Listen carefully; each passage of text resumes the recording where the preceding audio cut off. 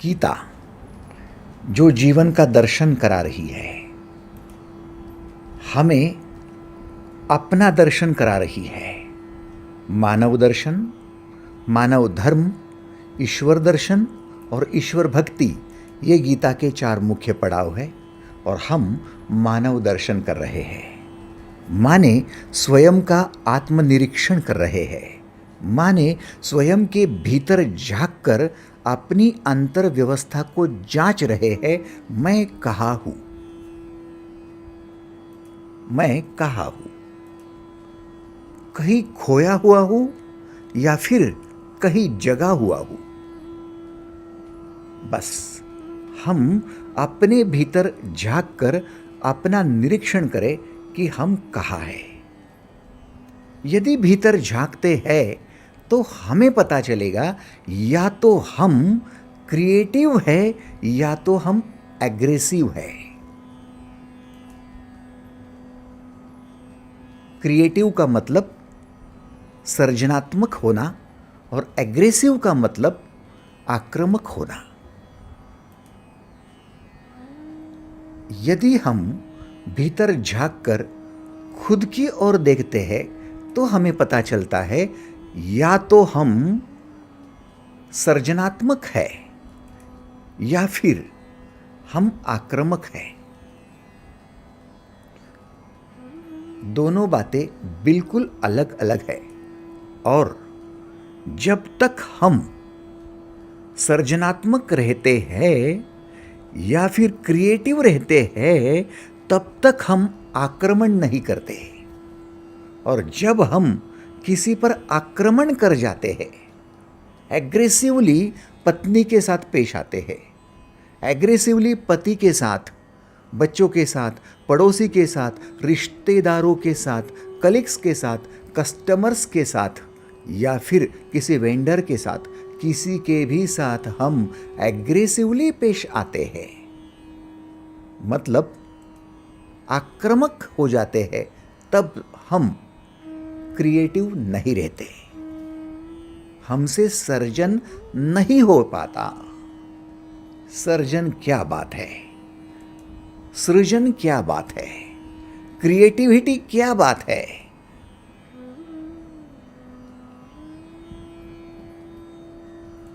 इस विश्व की सबसे रहस्यमयी बात क्रिएटिविटी है। क्यों? क्योंकि क्रिएटिविटी अर्थात सृजनात्मकता अर्थात सृजनशीलता और कुछ नहीं, निराकार को साकार करने की अवस्था है। निराकार को साकार करने की अवस्था है। जिसको कोई आकार नहीं होता उसको आकार देने की अवस्था है। हमने भगवान को क्रिएटिव कहा है। हमने भगवान को सृजनशील कहा है। हमने भगवान को जनरेटर कहा है। क्यों? क्योंकि इस सृष्टि में जो निराकार है, जिसको आकार ही नहीं है, उसको आकार भगवान देते हैं। किसी बीज को या बीज से पौधे को या पौधे से वृक्ष को या वृक्ष से कल्प वृक्ष को आकार देने वाला वो क्रिएटर है, वो भगवान है।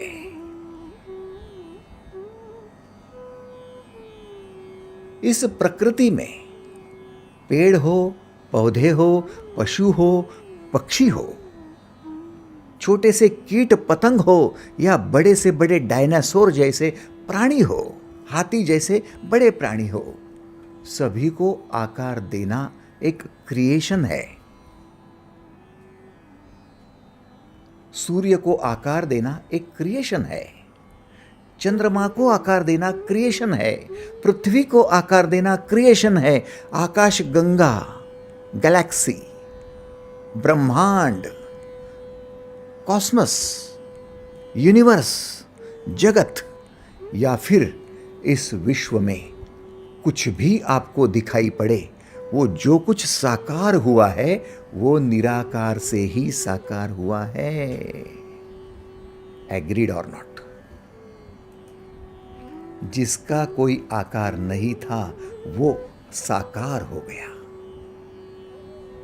और निराकार को साकार करना ये कहलाती है क्रिएटिविटी।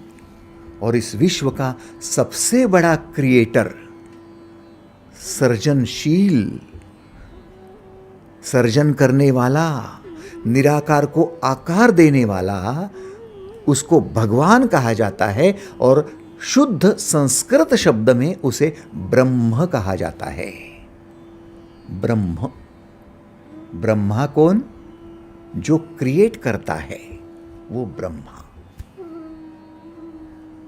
जो क्रिएट करता है उसे कहते हैं ब्रह्मा, जनरेटर।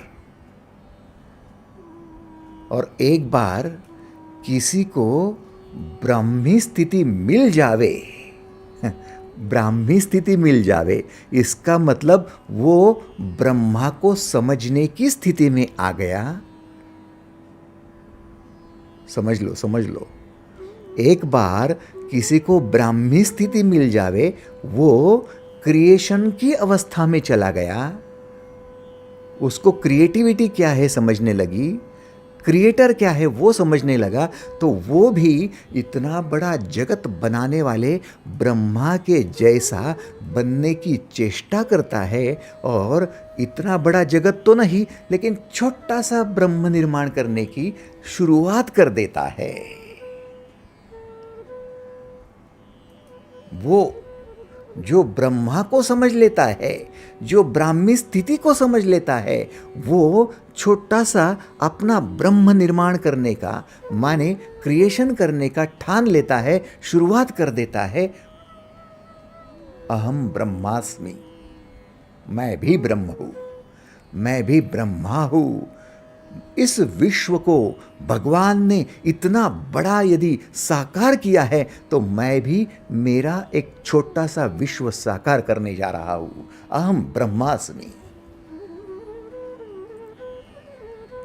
अध्यात्म का यह सबसे बड़ा नारा रहा।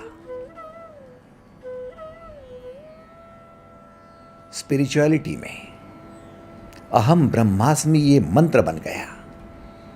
मैं ब्रह्म बनने जा रहा हूं। सोचो, बड़े से बड़ा विश्व साकार करना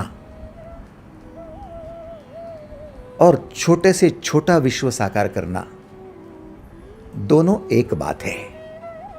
साइज मैटर नहीं करती, क्वालिटी मैटर करती है। चाहे बड़ा बनाओ चाहे छोटा बनाओ, बनाने की आपकी प्रवृत्ति मैटर करती है। एक कुम्हार के पास जाओ, कुम्हार ने 10 फीट बाय 10 फीट का इतना बड़ा एक घड़ा बना लिया, और उसके पड़ोस के कुम्हार के पास जाओ, उसने 6 इंच बाय 6 इंच का छोटा सा आधा फुट बाय आधा फुट का घड़ा बना लिया। आप ऐसा कैसा कह सकते हो कि ये 10 फीट बाय 10 फीट वाला इतना बड़ा घड़ा बनाने वाला ये ही कुम्हार है और 6 इंच वाला कुम्हार नहीं है? नहीं, साइज मैटर नहीं करती है। दोनों कुम्हार है। जो 6 इंच वाला बना सकता है वो यदि प्रैक्टिस जारी रखे तो 1 फीट का भी बना लेगा, 2 फीट का भी बनाएगा, 10 पर पहुंचेगा। चरैवेती चलता रहेगा तो वो भी 10 फीट तक जाएगा। एग्रीड और नॉट? ठीक वैसे ही इस भगवान ने, ब्रह्मा ने ब्रह्मांड को, इतने बड़े विश्व को साकार कर लिया, निराकार से साकार कर लिया। छोटे से कीट पतंग से लेकर तो बड़े हाथी तक के सभी प्राणियों को, छोटे से ग्रह से लेकर बड़े तारकाओं तक, सूर्य जैसे बड़े बड़े विशालकाय ऐसे ग्रहों को बना लिया। लेकिन आप यदि छोटा सा कुछ साकार भी कर लेते हो तो आप भी उस रास्ते पर चलते चलते एक दिन ब्रह्मा की अवस्था में पहुंच सकते हो, और उसे कहते हैं ब्राह्मी स्थिति।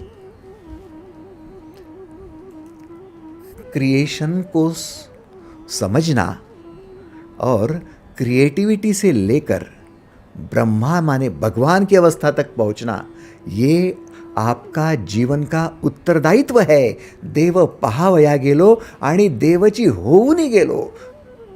भगवान ढूंढने गया और खुद भगवान हो गया. मतलब क्या है? मतलब इस भगवान ने इतना बड़ा जो विश्व साकार किया है देखकर आश्चर्य हो रहा था, लेकिन उसी भगवान का मैं भी तो अंश हूं. सोचो ना,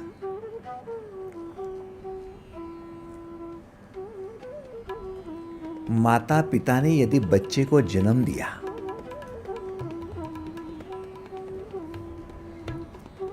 जाहिर सी बात है कि माता पिता पूर्ण है, मैच्योर्ड है, कंप्लीटेड है, इसीलिए वो बच्चे को जन्म दे सकते हैं.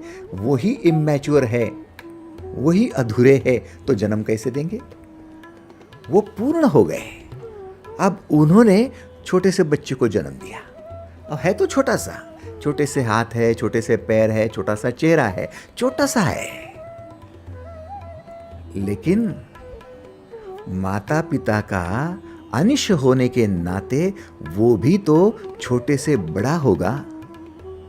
और जब बड़ा होगा तो माता पिता जैसा मैच्योर होगा तो वो भी तो एक बच्चे को जन्म दे पाएगा. इसका मतलब माता पिता की अवस्था तक पहुंचना इसका अधिकार भी है, और ये पहुंच भी सकता है यदि उस रास्ते पर चलते रहे, चरैवेति चरैवेति चरैवेति, कंसिस्टेंटली चलता रहे. यस और नो? वैसे ही जिस पर ब्रह्म भगवान ने आपको जन्म दिया है, आप भले आज इमैच्योर हो, छोटे से हो, बिल्कुल छोटे से बिंदु समान हो, लेकिन इस रास्ते पर यदि चलते रहोगे तो आप भी एक दिन भगवान बन जाओगे. अधिकार भी है और रास्ता भी है. चरैवेति, लेकिन चलते रहो. किस मार्ग पर? क्रिएटिविटी के मार्ग पर. समझ लो. ऐसा ना सोचो कि ये बाहर जो चोला दिख रहा है शरीर का, जो काले बाल है, चेहरा है, उसमें भवें है, उसमें आंखें है, नाक है और मुख है, इसलिए माता पिता ने जन्म दिया, इसलिए हम भी माता पिता बनेंगे. अरे नहीं, आप यदि पुरुषार्थ करते हो, समझदारी दिखाते हो, उस रास्ते पर चलते हो, तो आप सही मायने में माता पिता बनोगे. ठीक उसी प्रकार से भगवान ने आपको साकार तो कर दिया, लेकिन आप क्रिएटिविटी के ही मार्ग पर चलोगे, तब आप भी भगवान के भांति बन सकते हो. लेकिन यदि एग्रेसिव रहते हो, आक्रामक रहते हो, तो फिर आप भगवान नहीं बन पाओगे. आप भगवान कब बनेंगे? भगवान श्री कृष्ण ने भगवत गीता के दूसरे अध्याय के 72वें माने आखिरी श्लोक में कहा है. दूसरा अध्याय सांख्य योग है. इस अध्याय का आखिरी श्लोक है, 72वां श्लोक है. एषा ब्राह्मी स्थिति पार्थ नैनाम प्राप्य विमुह्यति स्थित्वा सामंत कालेपि ब्रह्म निर्वाण मृच्छति. एषा ब्राह्मी स्थिति पार्थ नैनाम प्राप्य विमुह्यति स्थित्वा स्यामंत कालेपि ब्रह्म निर्वाण मृच्छति.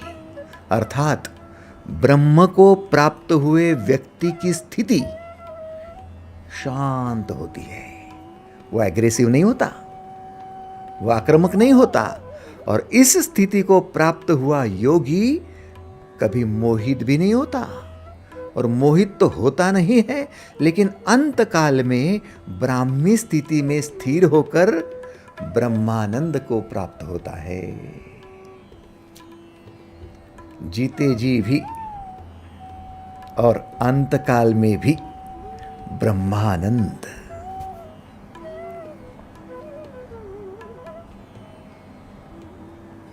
बड़ा गुह्य विषय था.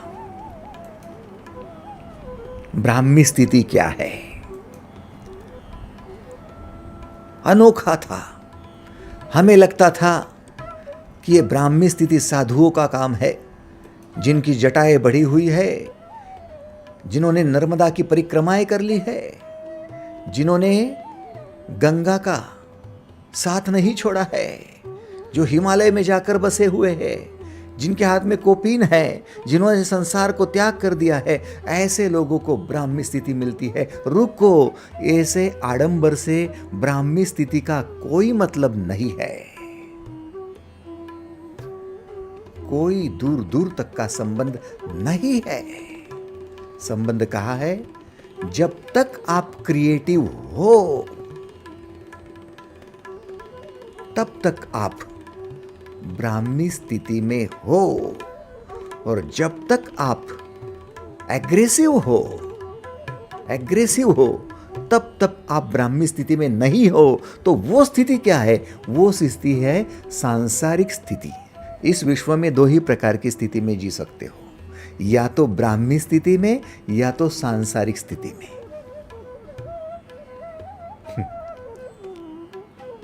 भाई साहब, बात को अपने हृदय में उतार लो और माताजी अपने अंतःकरण में इसको प्रोग्राम कर लो। कभी भूलना नहीं, विश्व में, जीवन में दो ही प्रकार की स्थिति है, या तो ब्राह्मी स्थिति या तो सांसारिक स्थिति। ब्राह्मी स्थिति क्या है? अपने अंतर में प्रवेश करके अपनी ऊर्जा का और अपने गुणों का उपयोग करके निराकार को साकार करना, सृजन करना, क्रिएट करना, नए सिरे से उसको आकार देना। फिर से समझ लो, ब्राह्मी स्थिति क्या है? अपने अंतर में प्रवेश करके, माने अंतर में झांक कर, अपनी ऊर्जा के माध्यम से, अपनी भीतर जो छुपे हुए गुण हैं उन गुणों के माध्यम से, अपनी प्रतिभा के माध्यम से, बुद्धि के माध्यम से, विवेक के माध्यम से, अपने भीतर जो गुण हैं उनके माध्यम से जो निराकार है उसको साकार करना, माने नया कुछ डेवलप करना, नया कुछ क्रिएट करना। यह है ब्राह्मी स्थिति। और सांसारिक स्थिति क्या है? अपने पास पड़ोस में, भौतिक जगत में, बाहरी जगत में, अंतर जगत में नहीं, बाहरी जगत में जो कुछ दिख रहा है उसके साथ लग जाना सांसारिक स्थिति है।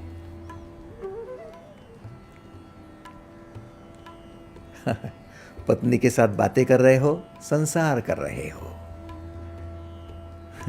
पति के साथ हाथ में हाथ लेकर घूमने जा रहे हो, संसार कर रहे हो। बच्चों को स्कूल छोड़ने जा रहे हो, सांसारिक बात है। मकान दुकान सांसारिक बात है। यात्रा पर जा रहे हो, हिल स्टेशन घूमने जा रहे हो, सांसारिक बात है। बच्चे की शादी कर रहे हो,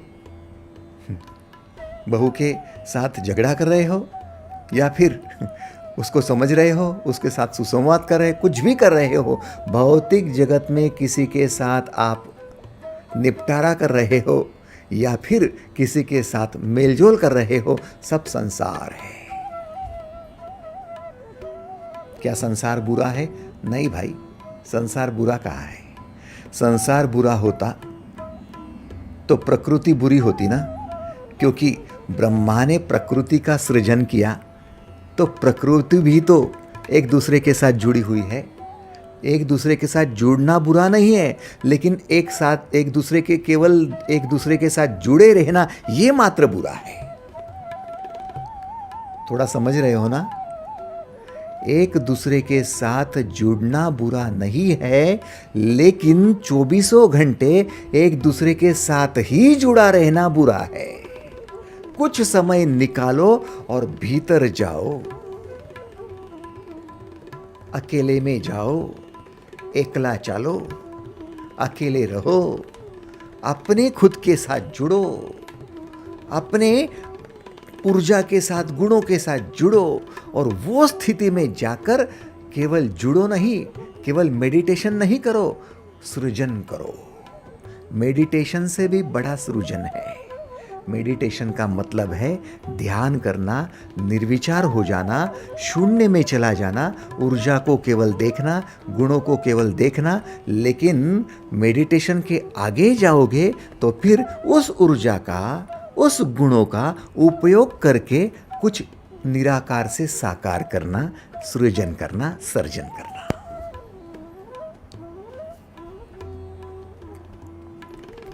एषा ब्राह्मी स्थिति पार्थ नैनां प्राप्य विमुह्यति स्थित्वा सामंत कालेपि ब्रह्म निर्वाण मृच्छति। भगवान श्री समझा रहे हैं, ब्रह्म को प्राप्त हुए व्यक्ति की स्थिति शांत हो जाती है। माने अंतर्मुख व्यक्ति की स्थिति शांत हो जाती है। अल्बर्ट आइंस्टाइन भीतर गए, शांत थे, शांत थे। भीतर गए और भीतर झांककर अपने गुणों को देखा। आपको बता दूं, अल्बर्ट आइंस्टाइन मेंटली रिटार्डेड है, मेंटली डिस्टर्ब्ड है, ऐसा डॉक्टरों का कहना था। पहली क्लास में ही 1 साल से ज्यादा साल उनको रखा गया था ताकि ये बच्चा अन्य बच्चों के मुकाबले में कमजोर है, ऐसा कहा गया। यही बच्चा इस विश्व का सबसे बड़ा साइंटिस्ट कैसे बन सकता है? सोचो, आप आपके बच्चों को भौतिक जगत के साथ व्यवहार अच्छा करते हुए देखते हो तो कहते काबिल बच्चा है। समझो, आप आपके बच्चे को दूसरे के साथ शिष्टाचार से बोलते हुए देखते हो तो बोलते हो काबिल बच्चा है। दुनिया के साथ ठीक व्यवहार करना जानता है, पैसा जमा करना जानता है, कार खरीदना जानता है, नौकरी व्यवसाय में उन्नति करता है, आप कहते काबिल बच्चा है, क्योंकि वो संसार के साथ जुड़ा हुआ है। लेकिन आप संसार के परे देखते ही कहा हो। आपकी ये स्थूल आंखें और आपकी ये स्थूल बुद्धि संसार के परे है ही कहा। क्या आपने इतना ही सोचा कि मेरा बेटा केवल व्यवहार करे, मेरा बेटा एक बंगला बनाए, मेरा बेटा केवल हवाई जहाज उड़ाए? क्या इतना ही बच्चा है? अरे वो तो कुछ समय निकालकर यदि भीतर झांके और अपने गुणों को लेकर लगातार प्रयत्नशील रहे, प्रयोगशील रहे, तो वो साइंटिस्ट भी बन सकता है। वो निराकार से साकार कर सकता है, वो वैज्ञानिक बन सकता है, वो ऋषि बन सकता है, वो महानतम मुनि, महानतम योगी बन सकता है।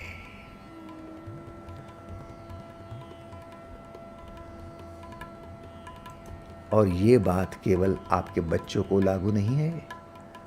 माताजी, प्रभु, ये आप खुद भी कर सकते हो। आप भी समय निकालो। केवल टीचर करके काम कर रहे हो, किसान बनकर खेती कर रहे हो, मजदूर बनकर फैक्ट्री चला रहे हो, ये सब कुछ केवल जीवन नहीं है।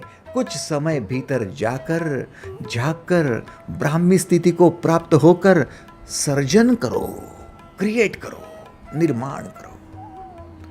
अल्बर्ट आइंस्टाइन ने भीतर झांककर लगातार एनर्जी को ढूंढने की कोशिश की, एनर्जी क्या है समझने की कोशिश की, और संसार समझने वाले लोगों के हाथों में एक गणित दे दिया, एक सूत्र दे दिया, E=mc²।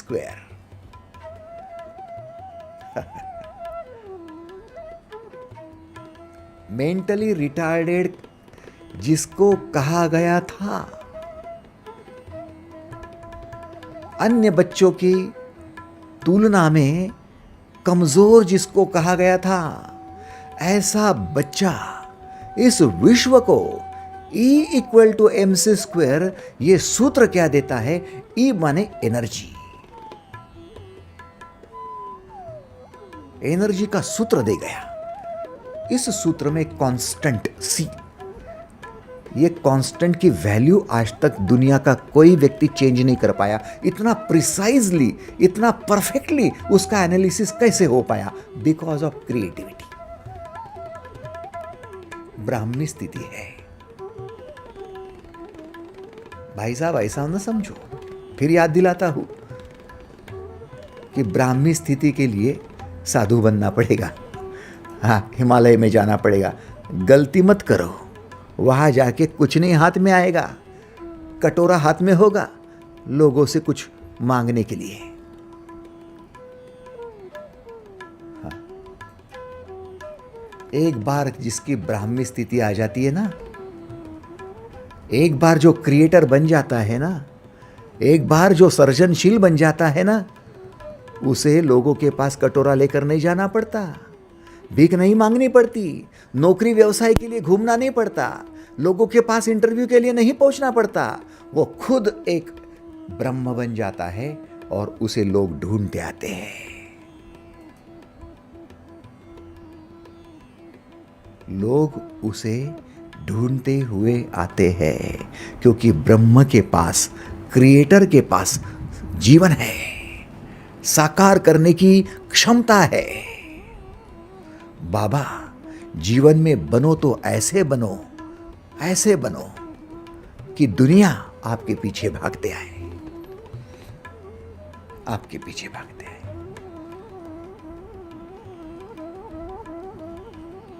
यह है ब्राह्मी स्थिति, और ये शांत स्थिति हो जाती है। एक बार आप क्रिएटिव बन गए ना, तो आप मोहित नहीं होते। भगवान श्री कहते हैं, एषा ब्राह्मी स्थिति पार्थ नैनाम प्राप्त विमुह्यति। आपकी स्थिति इतनी जबरदस्त शांत हो जाती है कि आपको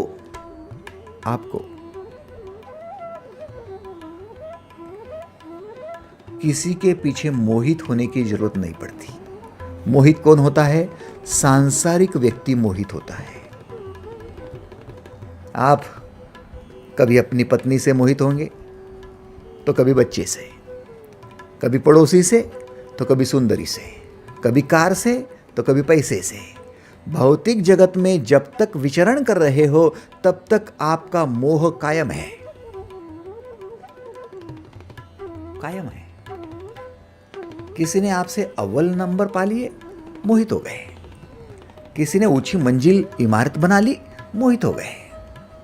आपके मोह का कारण है संसार में विचरण करना, और मोह से छुटकारा पाने का उपाय है क्रिएटिव बनना, भीतर झांककर निराकार को साकार करना। बोलो, क्या मंजूर है?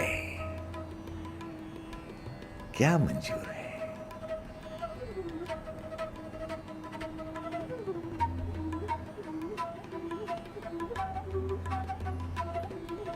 एक बार क्रिएटिव बन जाओ ना, अपनी ऊर्जा का और अपने गुणों का उपयोग कर लो ना, तो कैसे शांत हो जाते हो। देखो, एक छोटा सा उदाहरण देखो। एक महिला है और वो महिला अब मां बनने जा रही है, प्रेग्नेंट है। अब अपने ऊर्जा का, अपने गुणों का उपयोग करके वो अपने गर्भ में छोटे से बच्चे का लालन पालन कर रही है।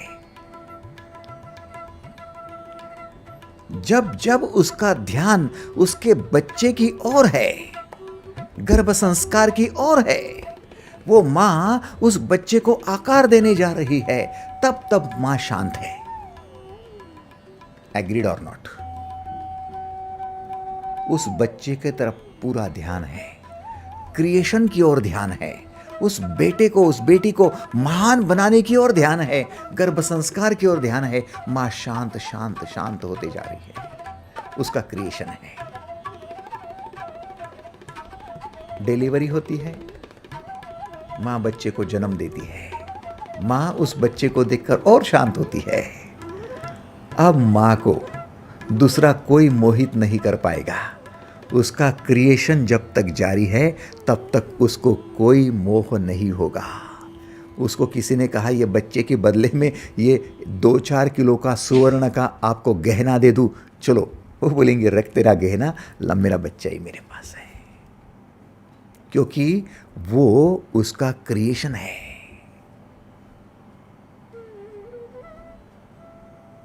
सोचो, जैसे जैसे आप क्रिएटिव बन जाते हो वैसे वैसे सांसारिक मोह में आप नहीं उलझते हो, आप अपनी क्रिएटिविटी में लग जाते हो। आप समझ रहे हो?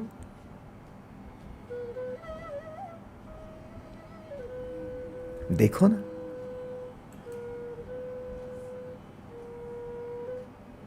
किसी चित्रकार को देखो जिसके पास ब्रश पड़ा हुआ है, कलर्स पड़े हुए हैं, पेंसिल और पेज पड़ा हुआ है, और बस उसने ठान ली कि अब जो आकार इस पेज पर नहीं है वो निराकार है, उसको मैं आकार देने जा रहा हूं, मैं चित्र निकालने जा रहा हूं। अब जब वो अपने चित्र के साथ एकरूप हो जाएगा, ब्राह्मी स्थिति में चला जाएगा, अब चित्र बनाते हुए उसको बाहरी आवाज मोहित नहीं कर पाएंगे। दोस्त कहेगा चल घूम कर आते हैं, मैंने नई कार ली है, बोलेगा अब नहीं, बाद में। उसको वो नई कार और वो लॉन्ग ड्राइव या स्मॉल ड्राइव ये कोई मोहित नहीं करेगा। यदि वो ब्राह्मी स्थिति में पूरी तरह से पहुंच जाता है, अपनी क्रिएशन में लग जाता है, चित्र निकालने में एकरूप हो जाता है, तब चाहे उसके पास पैसे के किसी ने पॉकेट भी रख दिए, बटवा रख दिया, वो ध्यान भी नहीं देगा, उसका ध्यान उसके क्रिएशन में है। एग्रीड और नॉट? आप समझ रहे हो? आप जब क्रिएटिव बन जाते हो, इसका मतलब ब्राह्मी स्थिति में माने साकार करने की अवस्था में चले जाते हो, तो आप दुनिया विचलित नहीं कर पाएगी, आप मोह में नहीं अटकोगे। मोह से उपराम होने का, मोह से विदा होने का, बाहर आने का उपाय है भीतर चलो, क्रिएटिव बन जाओ। भाई साहब ऐसा क्यों हो रहा है? ऐसा क्यों हो रहा है? क्योंकि जब आप बाहर की दुनिया से जुड़े होते हो तब आपके साथ में एक विशेष रहस्यमयी बात घटती है, उसका नाम है यश और अपयश। यश और अपयश। आप संसार में किसी के साथ जुड़ते हो, यदि उसे अपना बना लेते हो तो यश, नहीं बना पाए अपयश। आपने उसको मना लिया, यश, नहीं मना पाए अपयश। आपने फेवर में कर लिया, यश, नहीं कर पाए, वो अभी भी आपके खिलाफ है, अपयश। चाहे फिर वो वस्तु हो, चाहे व्यक्ति हो, चाहे विषय हो,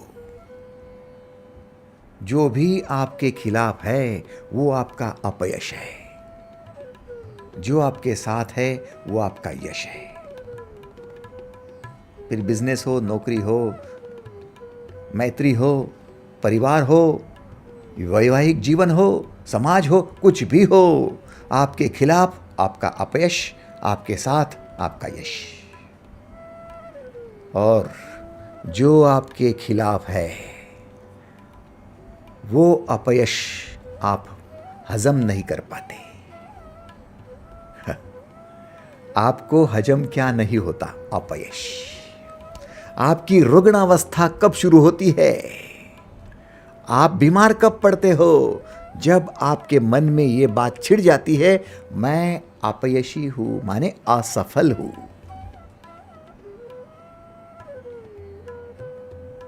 असफलता माने अपयश, माने फेल्यूर, ये आपको हजम नहीं होता। और एक बात बता दूं, जो आपके फेवर में है वो हमेशा आपके फेवर में नहीं रहने वाला, वो आपके खिलाफ हो जाएगा कभी। जो पैसा आज आपका है वो आपका हमेशा नहीं रहेगा। जो दोस्त आपके साथ आपके लिए बोलता है वो आपके खिलाफ भी बोलेगा। जब जब आपके खिलाफ बातें हो जाएंगी तब तब आपको ये असफलता चुभती जाएगी और उसकी चुभन आपको रुग्ण बनाती जाएगी। आप अस्वस्थ होंगे, शांत नहीं हो पाएंगे। केवल ब्राह्मी स्थिति ही शांति दिलवाती है, बाकी नहीं। सांसारिक शांति हो ही नहीं सकती, सांसारिक नहीं, ब्राह्मी शांति बस। इसलिए भाई साहब, दिन में समय निकालो, समय का बंटवारा कर दो, संसार के साथ इतना समय रहो और क्रिएटिविटी के लिए इतना समय दे दो।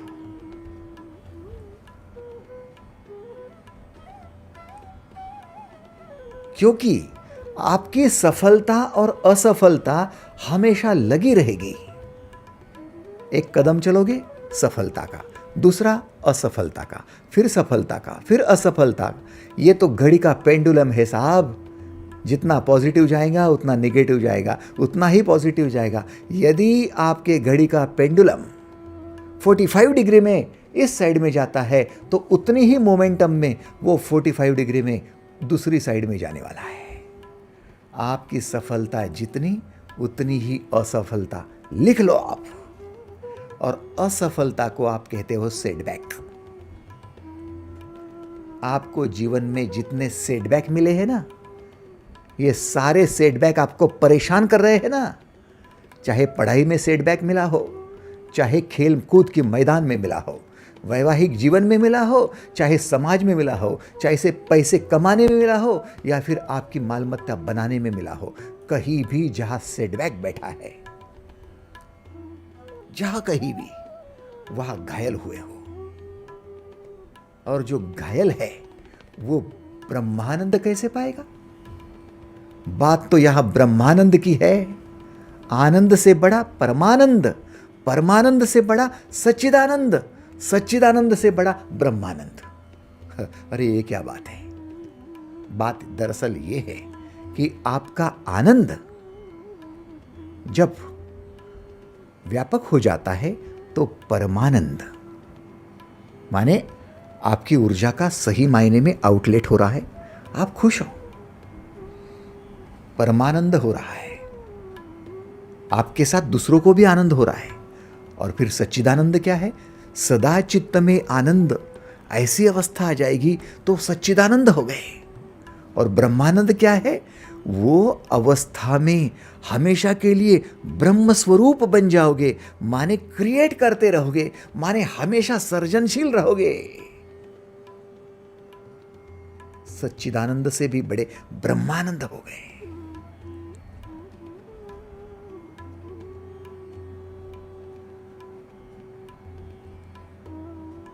अब सोचो,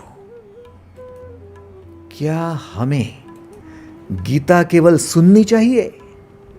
क्या गीता के श्लोक मुखोत्कट करने चाहिए? क्या गीता के ऊपर केवल टिप्पणी करनी चाहिए? नहीं, गीता के श्लोकों में उतरना चाहिए। हमें वो ब्राह्मी स्थिति प्राप्त कर लेनी चाहिए। अभी से लग जाओ। कल किसने देखा?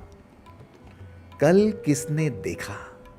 हो सकता है ये क्षण गवाओगे, कल की बात सोचेंगे, रिटायरमेंट के बाद में करेंगे ऐसा सोचेंगे तो फिर गड़बड़ ये हो जाएगी कि आप कभी कभार सेटबैक में, घायल अवस्था में इतने परेशान रहोगे कि आपको ब्राह्मी स्थिति के लिए, क्रिएटिविटी के लिए जाने की इच्छा तक नहीं होगी। उधर आत्महत्या की भी इच्छा कर लेंगे। जितना सेटबैक बढ़ा उतनी आत्महत्या की तैयारी पहले।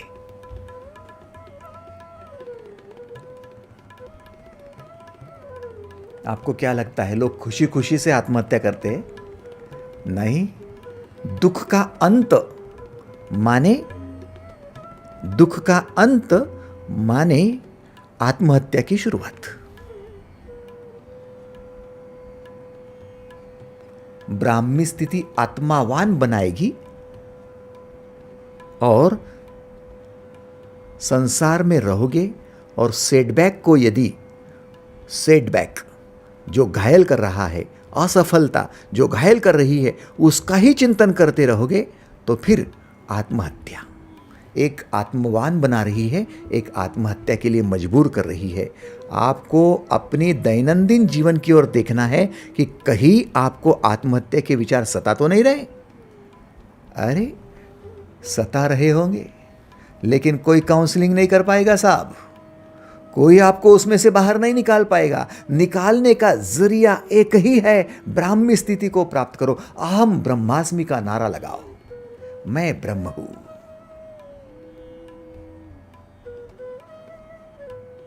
तब जाकर काम बनेगा, उससे कम पर नहीं।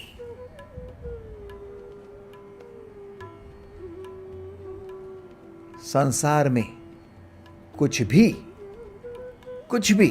हमेशा के लिए नहीं रहता। एक दक्षिण भारत की अभिनेत्री नाम सुधा चंद्रन स्टेज शो करती थी, नृत्यांगना थी और नर्तकी का काम अपने पैरों से ज्यादा होता है, आप जानते हो।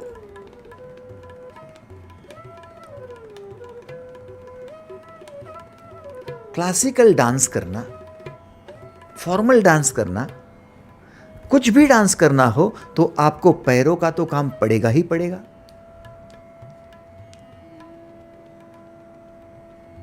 संसार में विचरण करते करते आपके पास जो है वो कल आपका नहीं रहेगा, सेटबैक बैठ सकता है। एक कार एक्सीडेंट में सुधा चंद्रन अपना पैर खो बैठी, अपना पैर अब नहीं रहा। एक पैर से वो कैसे नाचेंगी, कैसे नाचेंगी? एक पैर नहीं रहा, एम्प्यूट किया हुआ पैर। अब असफलता दिख रही है कि मेरा करियर क्या होगा, मैं क्या करूं, मेरे पास तो पैर ही नहीं रहा। जिन पैरों के भरोसे मैं नृत्य कर सकती हूं वो पैर ही नहीं रहा, मैं क्या करूं? सोचो, सांसारिक शोक क्या है, सांसारिक मोह क्या है। आप केवल जो दिखता है उनके साथ जुड़ जाओ, लेकिन आपकी ऊर्जा ना मरती है ना ऊर्जा जन्मती है। आपके गुण ना मरते हैं ना गुण जन्मते हैं, वो हमेशा के लिए रहते हैं आपके भीतर। पैर भले टूट सकता है, आपके गुण कैसे टूटेंगे, आपकी ऊर्जा कैसे टूटेंगी? नैनम छिंदन्ति शस्त्राणि नैनम दहति पावकः न चैनम क्लेदयन्त्यापो न शोषयति मारुतः। ये भगवान श्री कृष्ण का दिया हुआ अनमोल वचन है कि अर्जुन, तेरी आत्मा, तेरी ऊर्जा, तेरे भीतर की शक्ति ये ना जन्मती है ना मरती है, ना ये जलाई जाती है ना ये काटी जाती है, ना ये बहाई जाती है ना ये फेंकी जाती है। ये अमर है, अजर है, अविनाशी है। सुधा चंद्रन उस टूटे हुए पैर को लेकर कब तक रोती रहे, कब तक शोक मनाती रहे, मोह करती रहे, कब तक दूसरों की कंप्लेंट करती रहे? क्योंकि पैर न रहने पर उसका मंगेतर जिसने उसके साथ शादी करनी थी उसने भी डिनाई कर दिया कि मैं ऐसी लड़की जिसका पैर टूटा है उसके साथ अब शादी नहीं करूंगा। एक्सीडेंट का दुख एक था और जिसके साथ शादी होने वाली थी उसने ठुकरा दिया, दुख दूसरा था। लेकिन क्या इस दुख में, शोक में, मोह में अटक कर अपना जीवन बर्बाद कर लेवे? नहीं, उसने अपना हट नहीं छोड़ा। जब उसे पता चला कि एक नकली पैर लगाया जाता है तब वो भागी जयपुर की ओर। जयपुर फुट उसने लगवा लिया, लेकिन वो पैर सिर्फ चलने के काम का था, क्योंकि डॉक्टरों के साथ आज तक ऐसा कोई पेशेंट पहुंचा ही नहीं था जो कहे कि डॉक्टर मुझे चलना नहीं है, मुझे नाचना है, मेरे लिए पैर बनाओ। दुनिया झुकती है, झुकाने वाला चाहिए। आपको क्या लगता है कि आप आक्रामक हो जाओगे तो दुनिया को झुकाओगे? अरे हिटलर चला गया, मुसोलिनी चला गया, तैमूर लंग चला गया। जो लोग दुनिया को आक्रामक बन के काटना चाहते थे वे चले गए, लेकिन दुनिया जैसी की वैसी खड़ी है, वे खुद नहीं रहे। लेकिन जिस सुधा चंद्रन ने कहा कि डॉक्टर आप कुछ भी करो, कुछ भी करो, लेकिन मुझे नाचने वाला पैर दे दो। जब कोई ब्राह्मी स्थिति में आ जाता है ना, शांत हो जाता है, कुछ क्रिएट करने जाता है, तो दुनिया उसके सामने झुक जाती है।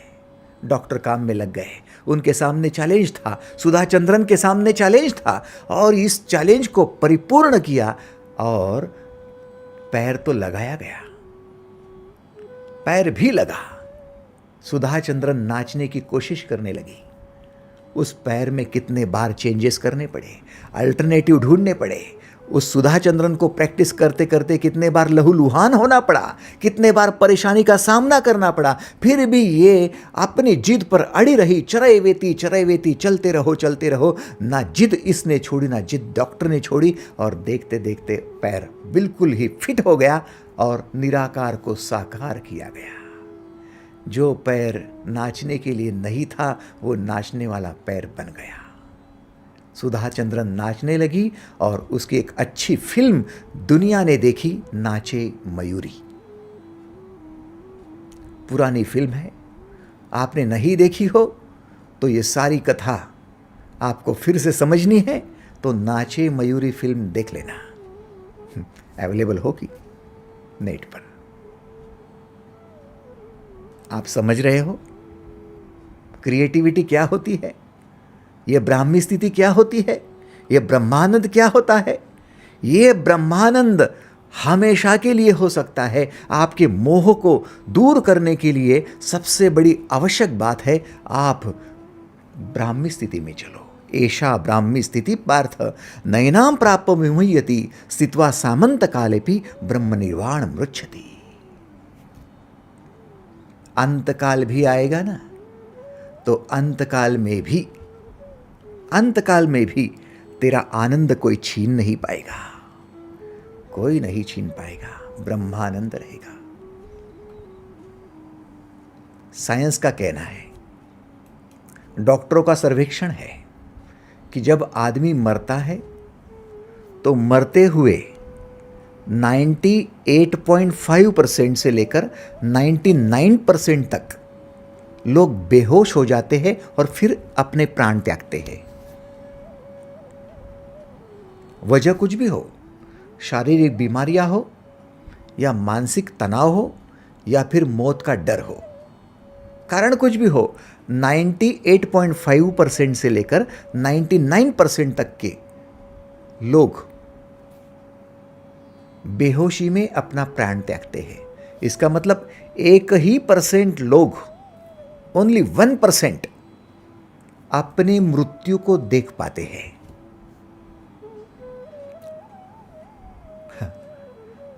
आपके सामने कितने लोगों ने दम तोड़ा होगा, और जिनके बाल सफेद हो गए वो तो जानते हैं कि कितने मौतों को उन्होंने देखा होगा और कितनों को उन्होंने शमशान पहुंचाया होगा। याद करो, जिन जिन लोगों ने मृत्यु को प्राप्त किया, आपके सामने हो या फिर आपके सुनने में हो, वो होश में थे और उनका मृत्यु हुआ, ऐसे कितने हैं।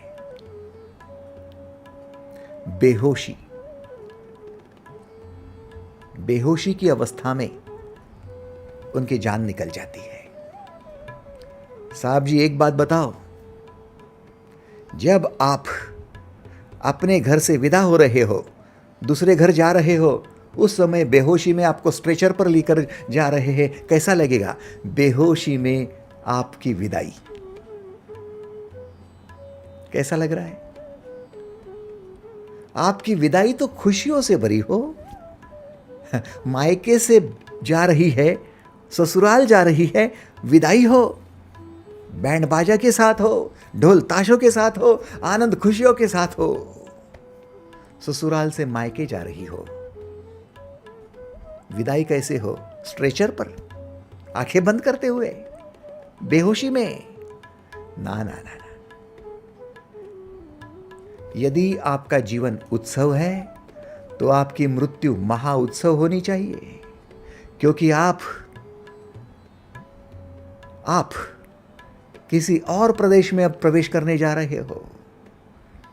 आप अभी तक जिस स्टेट में थे उससे भी हायर स्टेट में जा रहे हो। ख्याल रखो, जिस व्यक्ति के घर से उसको निकलना है और वो होशपूर्वक निकलता है तो सही जगह पहुंचेगा।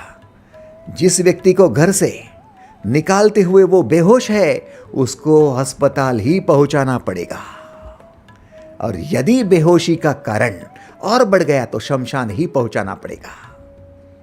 ख्याल रखो, आप होश में हो तो सही जगह या फिर उच्च जगह पहुंचेंगे, बेहोश हो तो या तो आपको हॉस्पिटल में या तो आपको शमशान में पहुंचाना पड़ेगा। एग्रीड और नॉट?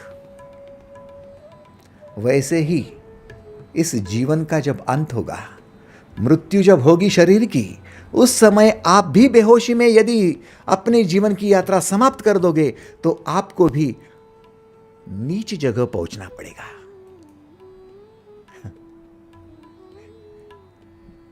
लेकिन होश में, ब्रह्मानंद में हो तो उच्च जगह जा सकोगे।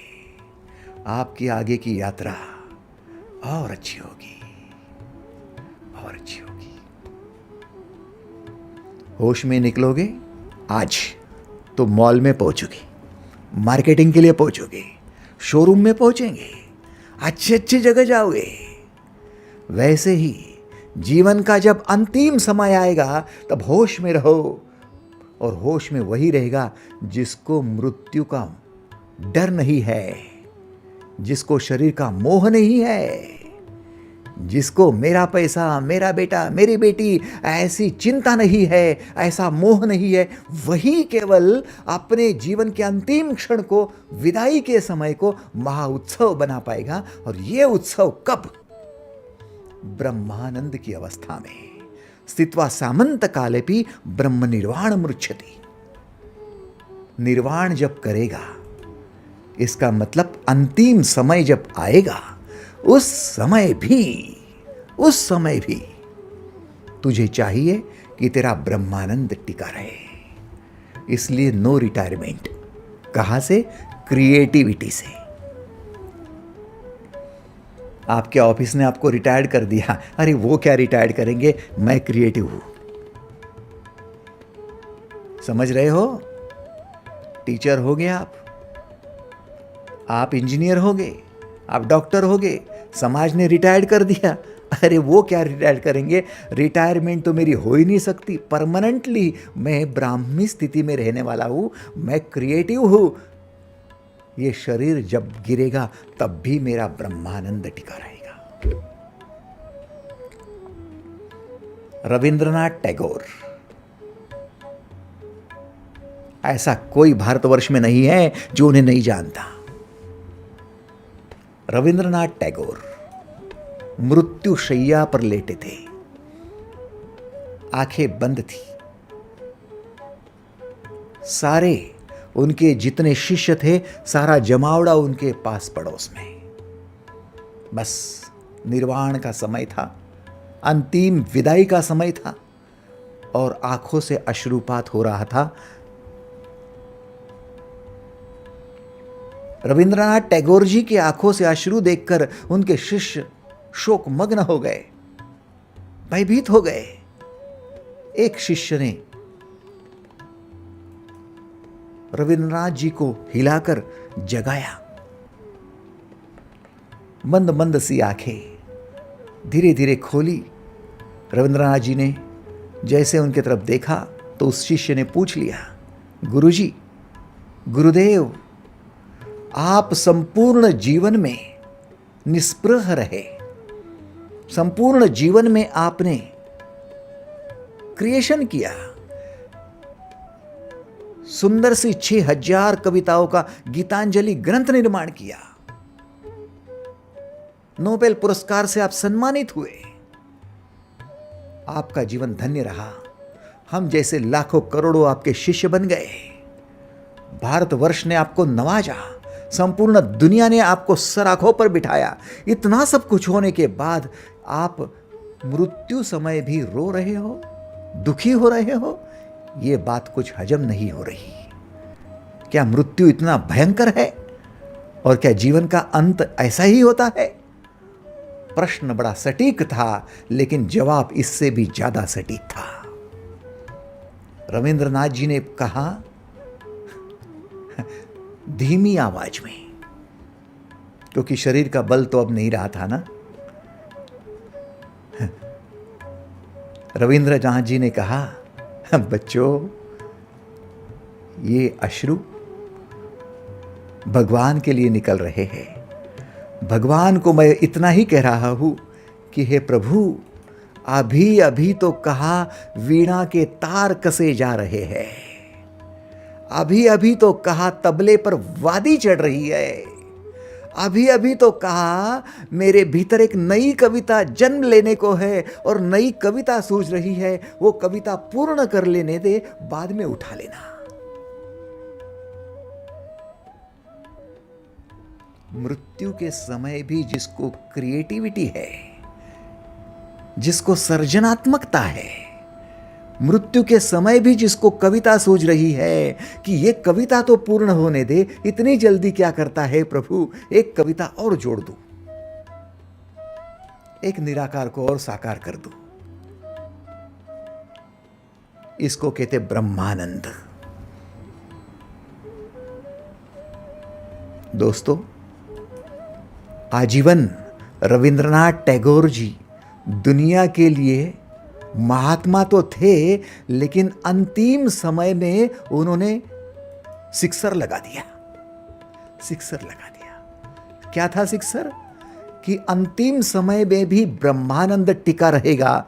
एषा ब्राह्मी स्थिति पार्थ नैनाम प्राप्त विमुह्यति स्थित्वा स्यामंत कालेपि ब्रह्म निर्वाण मृच्छति। निर्वाण के समय में भी ब्रह्मानंद रहेगा, आपकी क्रिएटिविटी बनी रहेगी। इसलिए आज से लग जाओ। कल करना है सो आज कर, आज करना है सो अब कर, अब करना है सो अब भी कर। ठान लो, प्रोग्रामिंग कर लो। अहम ब्रह्मास्मि, मैं ब्रह्म बनने जा रहा हूं, मैं क्रिएटिव बनने जा रहा हूं, मैं केवल सांसारिक नहीं, ब्राह्मी स्थिति में भी उतरने जा रहा हूं। दिन का समय निर्धारित कर लो ब्राह्मी स्थिति का और उतरते जाओ। अल्बर्ट आइंस्टाइन भी लाइब्रेरियन का काम करते थे, लेकिन समय निकालकर भीतर जाते थे और इतने बड़े साइंटिस्ट बन गए। क्या आप अहम ब्रह्मास्मि का नारा लगाने के लिए, क्या आप ब्राह्मी स्थिति में उतरने के लिए, क्रिएटिव बनने के लिए, इस भगवान के रास्ते पर चलने के लिए, एक छोटा सा क्रिएशन करने की शुरुआत करने को तैयार हो? तैयार हो तो फिर हाथ ऊपर करके सहमति दे दे। थैंक यू, धन्यवाद, thank you, thank you, thank you. दुनिया को कह देना, खुद को कह देना, मेरा विश्वास सेटबैक पर नहीं है, मेरा विश्वास कमबैक पर है। I believe in comeback, not in setback. मैं फिर आऊंगा, मैं फिर आऊंगा और फिर लड़ूंगा, फिर करूंगा, क्योंकि मेरा विश्वास मेरी ऊर्जा पर है, मेरे गुणों पर है, मेरी ब्राह्मी स्थिति पर है और मैं कम बैक कर जाऊंगा। I believe in come back, not in setback. जो सेटबैक पर विश्वास करते हैं वो रोते रहते हैं, जो कमबैक पर विश्वास करते हैं वो फिर आ जाते हैं। उनको सफलता असफलता चुभती नहीं है, विचलित नहीं करती है, उनको चाहिए बस ब्राह्मी स्थिति। आप सभी को ब्राह्मी स्थिति के लिए आज की शुभकामनाएं। महावीर जयंती की आपको ये प्रेम पूर्वक भेंट। भगवान महावीर को आज महावीर जयंती के उपलक्ष्य में कोटि कोटि प्रणाम। आप सभी को बार बार प्रणाम। आपका आज का मंत्र है, I believe in come back not in setback. मेरा विश्वास है कम बैक करने में, सेटबैक में नहीं। और मेरा परम मंत्र है, अहम ब्रह्मास्मि। मैं ब्रह्म बनने जा रहा हूँ, क्रिएटिव बनने जा रहा हूँ, क्रिएटर बनने जा रहा हूँ, भगवान के रास्ते पर जा रहा हूँ। आज के लिए बस इतना ही। धन्यवाद।